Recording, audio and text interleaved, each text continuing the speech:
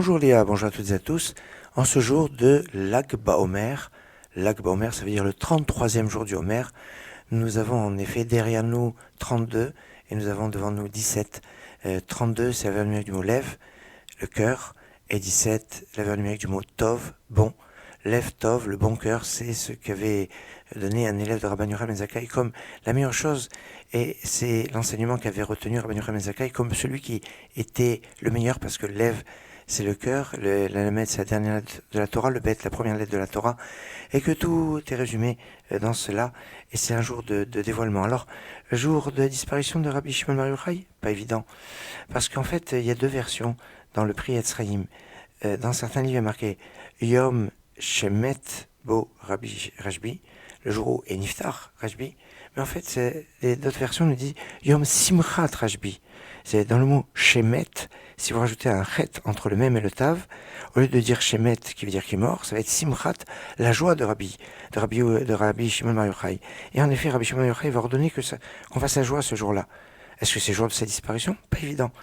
D'après certains, c'est le jour où il est sorti de la grotte avec son fils à Pekaïn, où ils se sont cachés pendant 13 ans. Gamara Shabbat, page 33b. D'après certains, c'est le jour où Rabbi Shimon Bar Yochai ont reçu l'ordination de Rabbi Akiva, après la disparition de 24 000 élèves. D'autres versions vont dire que c'est le jour où il y a eu le dévoilement du Zohar. Dévoilement du Zohar, c'est quelque chose de fort. Alors, pas évident, avec un chet.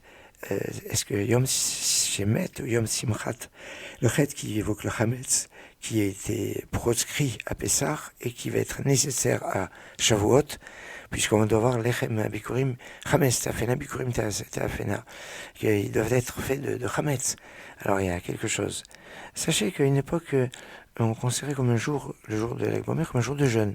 Alors, soit parce que c'était le jour de la disparition de Yehoshua, que certains pensaient, alors nous on a une autre date pour la disparition de Yehoshua, soit parce que c'est le jour où il y a eu la défaite à Haï, où 36 hommes sont tombés quand ils ont attaqué à 3000 hommes la ville de Haï en 2489. C'est aussi, d'après Flavius Joseph dans la guerre des Juifs, le jour du début de la grande révolte. De 66 à 73, les Juifs ont commencé à se révolter, et donc il y a eu une révolte qui a commencé le jour de Lag BaOmer. Il y a eu trois grandes révoltes. Celle-là, celle qu'on appelle la révolte des exilés, la guerre de Kittos, 115-117, qui était l'une des révoltes les plus importantes de l'histoire de l'Empire romain. Et puis vous avez la troisième, qui est plus connue aussi pour nous, celle de Bar Korba, ou plutôt Shimon Bar Kosba, c'est 132-135, c'est l'époque de Rabbi Akiva, le maître de Rabbi Shimon Bar Yochai.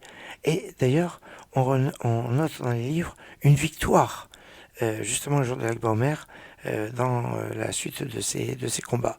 Alors le jour de Lag BaOmer, c'est un jour très propice pour que les filles soient agréées, notamment sur la réfoua, sur la guérison, sur la parnassa.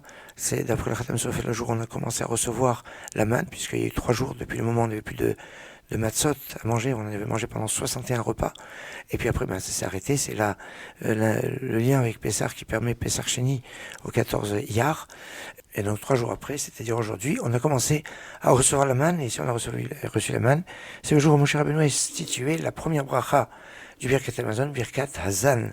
Alors c'est un jour très joyeux, très très joyeux.